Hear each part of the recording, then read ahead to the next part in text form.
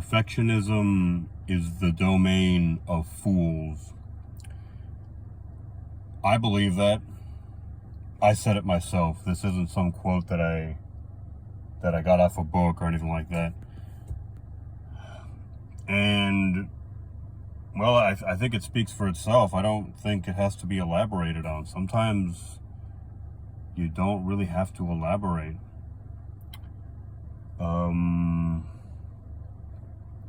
A lot of times in life, I do things, or I stop doing things because I realize how dumb, how foolish they are, and I get tempted to try to explain to myself. I get tempted to start trying to consider why it is that I stopped doing something.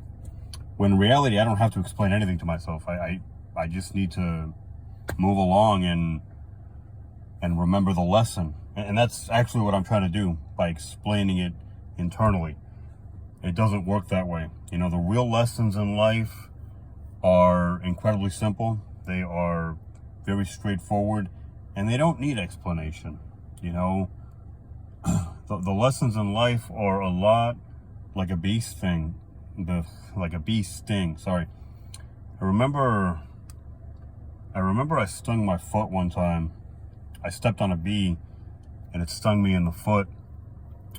And to this day, I must have been like 9 years old. So this would have been 25 years ago. Sorry, 27 years ago. Right? Even worse. Or even better. 27 years ago.